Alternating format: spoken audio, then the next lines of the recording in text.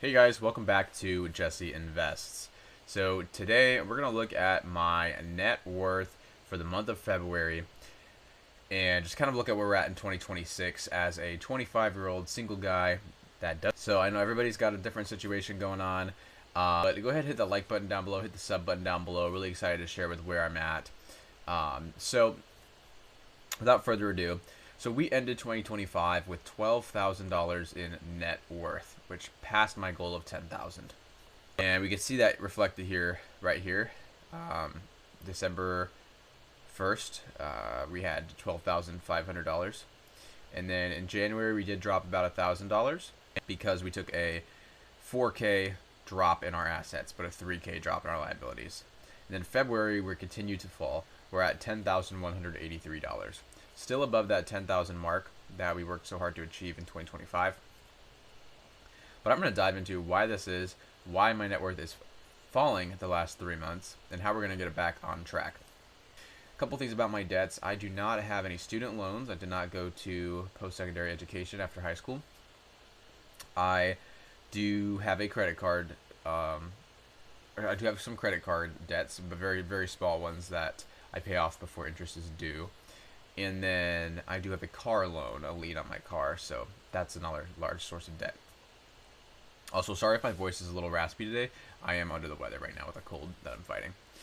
Okay, so if we slide over to here, I love looking at this, the assets versus liabilities. We can see my assets have been falling a little bit, and my liabilities have been falling, but then they took a upward turn up here in February.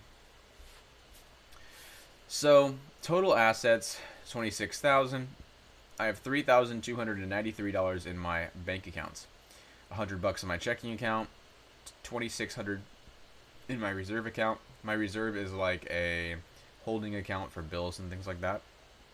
And then I have $250 in a high yield savings. I have not had emergency savings that have gone up in like 6 months. So I'm so thankful that finally my emergency savings are going up. Last month, I had about $300 in emergency savings between my high yield savings account and my Robinhood savings account. Combined, we're at $500. So this is definitely making a big swing upwards, and hopefully we continue that direction.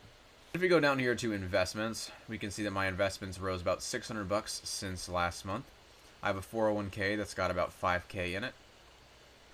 My Roth IRA is 8.6K. I've got $3,800 in my M1 taxable account that I make videos about on this channel. It's a dividends portfolio. And then I have $428 in crypto. Crypto has fallen a ton in this last couple of days because at the time of making this video, it's a couple days into February. So it'll be interesting to see if Bitcoin and crypto is still so far down when we make the March update. Okay. And then properties and cars. So for some reason, when I ran my car's value on Kelley Blue Book this month, it dropped significantly from 4K to $2,700 in value if I were to sell it. I don't know if this is because now it's no longer 5 years old. It's a 6-year-old vehicle. I don't know if it passing 125K miles is a big milestone, or if it's because it's a brand new year. I don't know why, but it's kind of shocking to find out, which means the gap of how much it's worth versus how much I still owe is even wider, because it's worth $2,700 now, and if we scroll down here, I can see that I owe 11.2K on it. So if I were to sell it for that 2.7K right now, I would still owe $9,000 and be out of car. So not good. Definitely want to make extra payments on that when I can. Okay, then we get on to other assets. I slightly increased my value of gold, silver, jewelry, things like that. Some small intangible assets. Well, tangible, but not worth a whole lot. So my gold went from 1,700 to 1,900. Silver rose from 147 to 164. Then I have some valuable PSA graded cards, whatever, more of a hobby thing, that went from $98 to $94.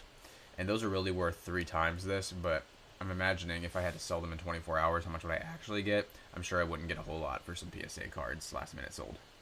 And then we go down to liabilities. So 15.4K in debt goes to 15.8K because my credit card, short-term credit card debt went up a lot. 3.8K in credit card debt last month is now 4.6K. You can see here which fund is how much I have in each card, things like that. If we go down to long-term debts, we can see that my car note went down from 11.5K to 11.2K. So I did get to pay off some of that. It did fall a little bit more. Soon it'll be under 11K. It'll be down to 10K owed on it. I had planned to have this paid off in the end of 2028. But again, anytime I have some extra money to throw at it, I will. And then that is it, guys. So we are at $10,000, 183 in net worth, and this is what this looks like. And let's go to my net worth graph just to kind of close out this video. So if we look here at my net worth graph, we can see that it did fall a little bit at the beginning of 2026. But I want to wrap up by looking at liquid cash. So we can see that this light blue line has fallen significantly. This is how much cash I have versus what I'm spending on my credit cards. When it's above this black line, it means I have all the ability to pay off all my credit cards immediately and have some cash left over. When it's under this line, it means if I had to pay off all my credit cards immediately, I would be negative in cash in my bank account. So that's not good. We can see here I've gone up from being on top of my credit cards to back under to being on top of my credit cards to back under, and we're getting close to being back on top of my credit cards but dipped down. I have this here to be completely transparent about where I'm at. As I'm not perfect, I do utilize credit cards, and some months I use more than I should, versus other months I'm on top of it. So I want to share that I'm working really hard to get this caught up ASAP. I've made some big changes, and I'm excited to show you guys in the next coming couple months how we get back on top of this and rely less on credit than instant cash via debit cards and physical cash, because it's a trap I do not want to get in. And I appreciate recent advice in the comment section about this, so I'm going to continue to get on top of this and one by one cancel cards. I've already canceled 2 cards of like the 6 that I have, so really honing it down to what's really important and reeling it in, for lack of a better term, reeling it in a little bit. Alright, hit the like button down below, hit the sub button down below. Appreciate you guys. Thanks for watching. Until next time, see you later.